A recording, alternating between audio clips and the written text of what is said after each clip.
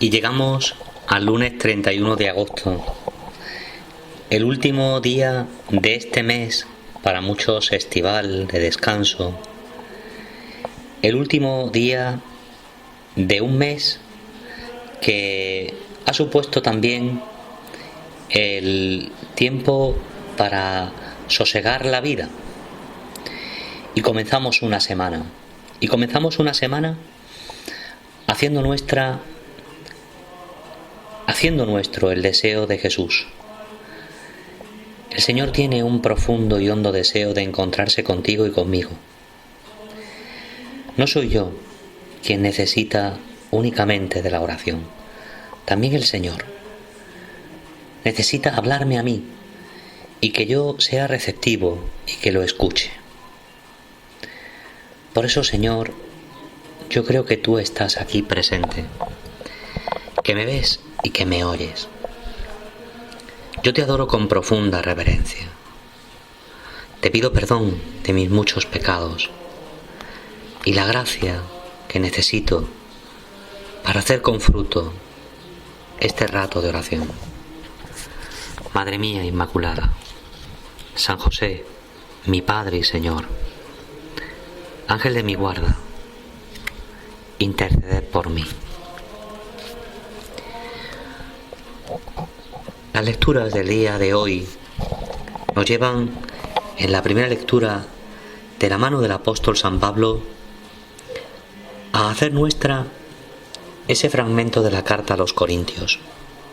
Hermanos, cuando vine a vosotros no lo hice con sublime elocuencia, pues nunca me precié de saber cosa alguna delante de vosotros, sino a Jesucristo y a este crucificado. Señor, ¿cuántas veces yo voy en mi vida presumiendo de saber, de tener la razón de todo, de tener en mis manos la solución a todos los problemas? De hecho, en el argot popular utilizamos la palabra presuntuoso para referirnos a aquella persona que, cayendo en el ridículo, presume de saberlo todo. ¿Y de qué presumo yo saber? ¿Cuáles son esos tesoros en los que yo me siento seguro y me precio de presumir delante de los demás? Quizás sea de conocerte a ti, y de conocerte a ti crucificado. Y hoy San Pablo me da una lección de humildad. Me presenté a vosotros débil y temeroso. Presentarme débil parece una incongruencia. ¿Cómo me voy a presentar a los ojos de todos los hombres débil y temeroso? Es decir, respetuoso profundamente de Dios. Parece como presentarse o ofrecer una imagen de mí mismo muy infantil. Y es que, con razón, el Señor en el Evangelio nos dice que tenemos que hacernos como niños. Delante de los hombres presumimos de fortaleza, de virilidad, de no mostrar debilidad alguna. Y sin embargo a Dios le roba el corazón que mostremos en toda nuestra realidad la debilidad de nuestra vida. Y que no nos presentemos como lo hacemos delante de los hombres, arrogantes, seguros en nuestras propias fuerzas, sino más bien temerosos, es decir, muy conscientes de que si algo puedo es porque hay alguien que me capacita para eso que puedo, y ese es Dios. Temeroso de mí mismo. Tengo temor, Señor, de poner la seguridad de mi vida en mis fuerzas. Hoy en el Evangelio, el evangelista Lucas nos lleva a Nazaret, a tu ciudad donde te has criado. Dice Lucas que entraste, como era tu costumbre los sábados, en la sinagoga. Para la asamblea litúrgica se solían reunir los hombres y las mujeres en el atrio de las mujeres, y por unas celosías seguían esa lectura de los profetas y de la Torá. Tú te pusiste en pie para hacer la lectura y te entregaron el libro del profeta Isaías. Desenrollándolo, encontraste el pasaje donde estaba escrito: El Espíritu del Señor está sobre mí, porque me ha ungido. Me ha enviado para dar la buena noticia a los pobres, para anunciar a los cautivos la libertad y a los ciegos la vista, para dar libertad a los oprimidos, para anunciar el año de gracia del Señor. Aquella lectura del Antiguo Testamento, aquel pasaje del profeta Isaías, estaba referido al Mesías. El Mesías tiene que ser alguien que esté imbuido del Espíritu del Señor, del Espíritu de Dios, a semejanza de la grandeza de Moisés, que se sentía profundamente penetrado por el Espíritu del Señor y enviado por Él. Un Espíritu que unge, que derrama sus dones sobre la debilidad de la condición humana. Y un Espíritu que envía a aquellos que son pobres, cautivos, ciegos, oprimidos. Si tú te sientes así, pobre, cautivo, ciego, oprimido, débil, frágil, esclavo, esto es para ti. Porque el Señor viene enviado para anunciar una buena nueva a aquel que se sabe pobre, para liberar a quien se sabe cautivo, para devolver la vista a quien se sabe ciego y para otorgar la libertad a quien se sabe oprimido. Allí en Nazaret enrollaste el libro y lo devolviste al que te ayudaba. Todos tenían los ojos fijos en ti, esperando tus explicaciones, y tú te pusiste a decirles: hoy se cumple esta escritura que acabáis de oír. Tú hoy, Señor, te manifiestas haciéndote y apropiándote ese pasaje del profeta Isaías reservado al Mesías. Todos los que allí te escuchaban te expresaban tu aprobación y sin embargo se decían: ¿no es este el hijo de José? Y ahí es donde llegas tú, Señor, y les dices: sin duda me recitaréis aquel refrán: médico, cúrate a ti mismo, haz aquí en tu tierra lo que hemos oído que has hecho en Cafarnaúm, devolver la vida a una niña moribunda, volver la fortaleza a aquel paralítico que desplegaron levantando el tejado delante de ti, curar a los enfermos como a la suegra de Pedro. Haz aquí esos signos, Señor, para que crea. Y añadiste: os aseguro que ningún profeta es bien mirado en su tierra. Os garantizo que en Israel había muchas viudas en tiempo de Elías, cuando el cielo estuvo cerrado 3 años y 6 meses, y hubo una gran hambre.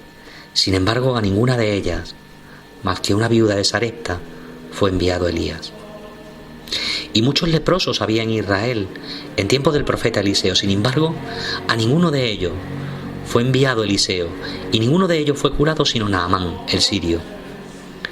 Es normal, Señor. Te revelaste a aquellos como la viuda de Sarepta, que lo dieron todo.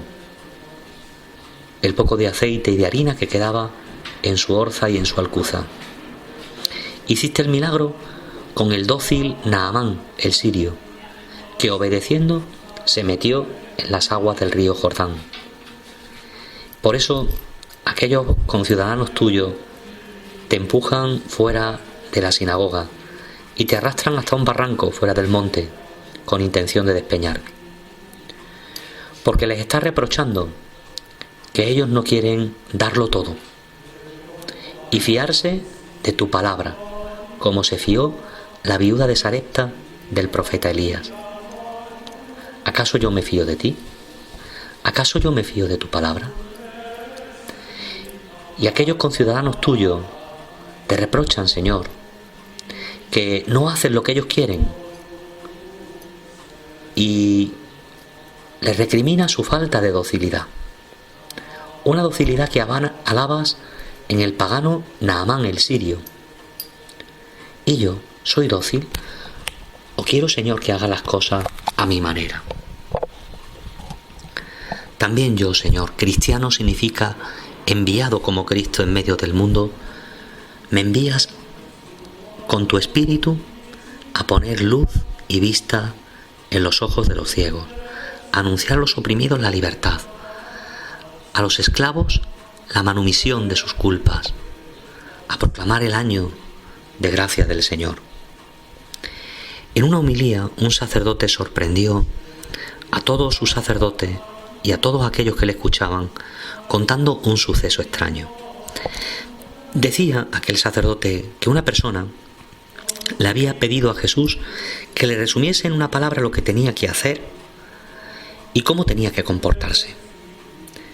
Jesús no le respondía. Insistió más de 4 y más de 5 y más de 10 veces. Y al final escuchó de labios de Jesús una palabra: comodidad. Aquel hombre que estaba rezando pensó que no había entendido bien y volvió a preguntarle a Jesús: Jesús, perdona, a lo mejor no me he explicado bien. Yo quiero que me digan una palabra, todo aquello que resume pues la manera de vivir el Evangelio. Porque con los 10 mandamientos, con los 5 mandamientos de la Iglesia, con tantos consejos, me hago mucho lío. Por favor, resúmeme, para mi torpeza, en una palabra lo que quieres que haga con mi vida.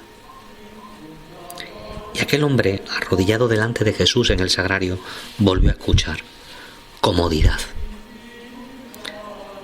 Extrañado, pero contento, lo entendió rápidamente. Sí, había entendido que el secreto para ganar la vida está en la comodidad. Comodidad. Ahí está resumido todo el comportamiento del cristiano. Está claro que esto es un cuento, pero lo que Jesús quiere de cada uno de nosotros es que como Él se dio, yo me dé. ¿Y cómo da Jesús? Pues mira, repasa el Evangelio y escucha estas palabras que Jesús hoy les dice a sus conciudadanos en Nazaret: el Espíritu del Señor está sobre mí. El secreto está en dejarnos guiar por el Espíritu del Señor y en sentirnos y sabernos enviados a anunciar una buena nueva a pobres, a anunciar a cautivos la libertad, a poner vista en los ojos ciegos, a dar la libertad a los oprimidos. ¿Y cómo?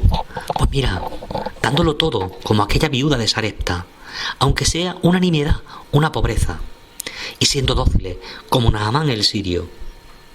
Repasa el Evangelio. ¿Qué hace Jesús? ¿Cómo se da?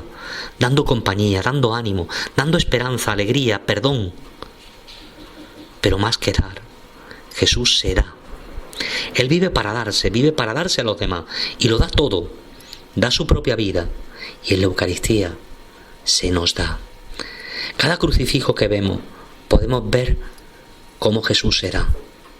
Y en cada pan consagrado vemos cómo Jesús se da, para que tú también y yo aprendamos a darnos.